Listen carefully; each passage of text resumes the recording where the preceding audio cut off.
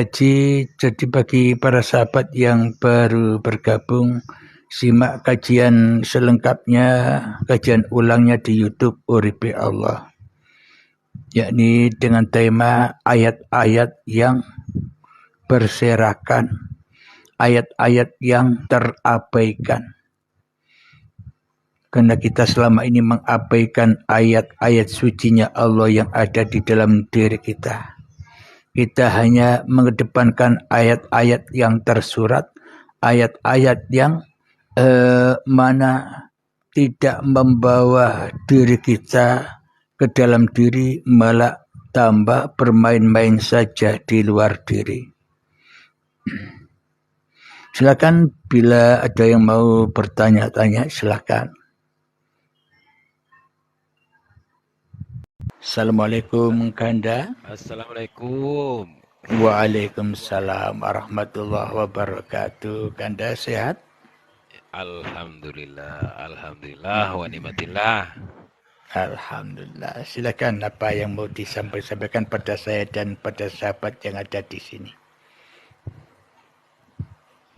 Berarti tadi yang sampean sampaikan itu yang ada di dalam Al-Qur'an yang ya ayyatuhan nafsul mutmainnah irji'i ila rabbik radiyatan mardiyah fadkhuli fi ibadi wadkhuli jannati. Jadi kita itu harus tenang, terima, legowo atas semua yang Allah kasih, baru kita bisa tenang. Kalau sudah tenang, insya Allah diridhai, kita ridha dengan sesuatu itu, ya. Baru kita diridhai. Kalau kita sudah ridha atas semua yang Allah kasih, kita ridha. Apapun itu. Baik yang terjadi, yang mungkin disukai atau tidak disukai, atau senang atau tidak disenangi. Ya, begitu Pak Khalif ya. Alhamdulillah. Insya Allah, insya Allah. Itu bahasa syariatnya demikian. Ya, ya. Akan tetapi bahasa yang sebenarnya menurut Allah, ya ayyatuhan nafsul mutmainnah, wahai jiwa-jiwa yang tenang. Jiwanya siapa yang tenang? Apa manusia punya jiwa? Apa manusia punya nyawa? Apa manusia punya hati? Apa manusia punya roh? Dan apa manusia punya hidup? Ya. Selagi jiwa, nyawa, roh, hati, hidup ini masih terakui sebagai miliknya manusia, selamanya tidak akan datang ketenangan, Kang Mas. Ya. Nah, yang dimaksud ya ayyatuhan nafsul mutmainnah, bagaimanakah agar manusia bisa tenang hatinya? Ya masuklah ke dalam babakan ahlilah. Kembalikan hidup dan badan serta apapun yang terjadi pada kehidupan ini. Aktivitas ini kembalikan dengan rela dan ridho. Bahwa hidup ini, bahwa badan ini hanya milik Allah. Dengan rela dan ridho. Bila sudah rela kita, bila kita sudah ridho, maka Allah pun ridho. Ya kan? Bagaimana mungkin Allah akan ridho bila kita tidak ridho kepada Allah? Ya kita harus ridho, baru Allah ridho, bukan Allahnya dulu. Ya kan? Ya, baru Allah meridhoi.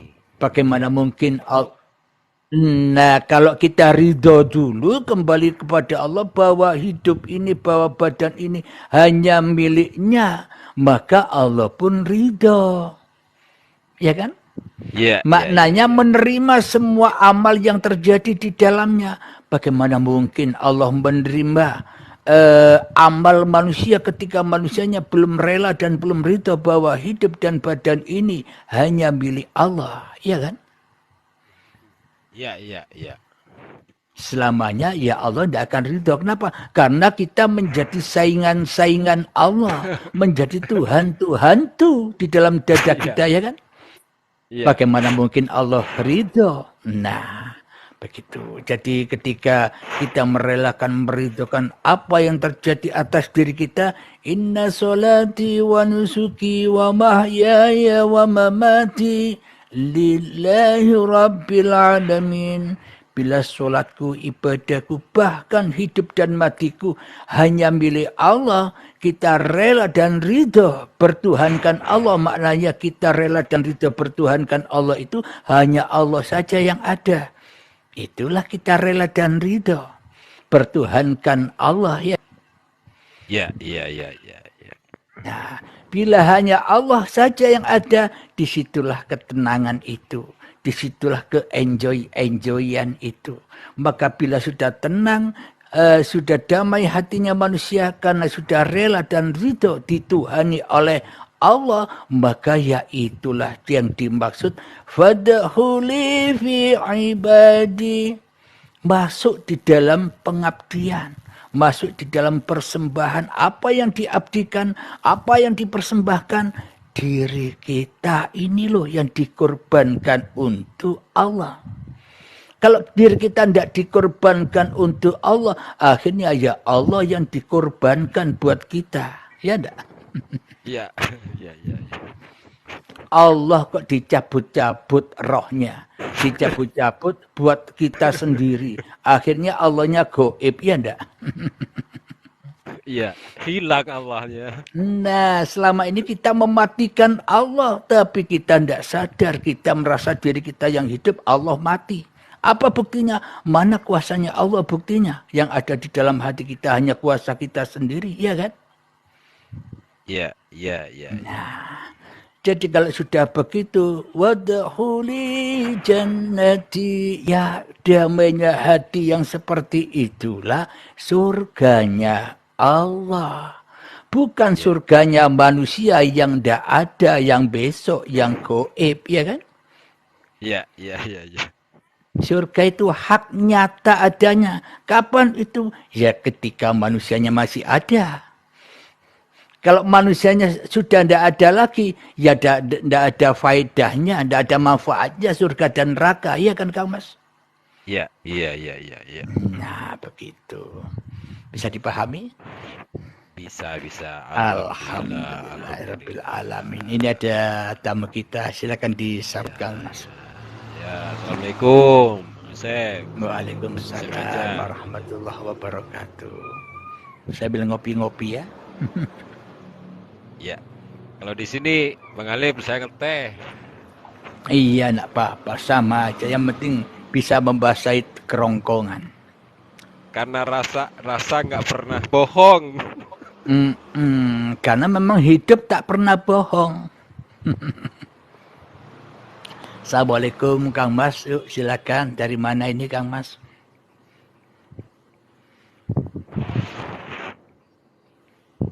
Kang siapa ini Kang? Kang Asep ya? Asep aja. Asep. Kang Asep aja, yuk silakan. Kayaknya orang Bandung. Iya, kita belajar bersama. Assalamualaikum. Waalaikumsalam warahmatullahi wabarakatuh. Silakan Kang Mas, apa yang mau disampaikan pada kita semua di sini. Alhamdulillah. Berkat istilahnya mengikuti ya.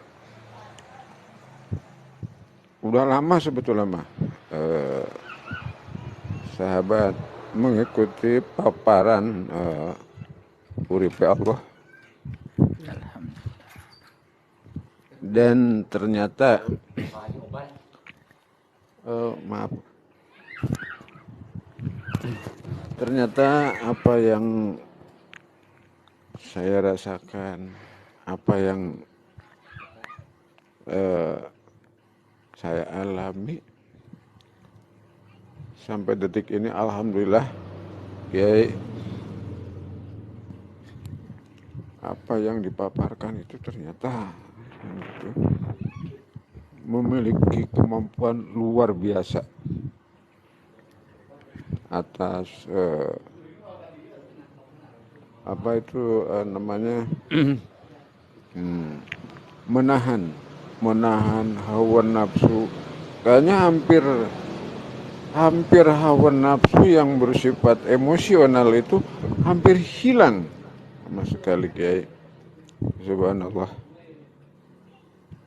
Saya mohon doanya, semoga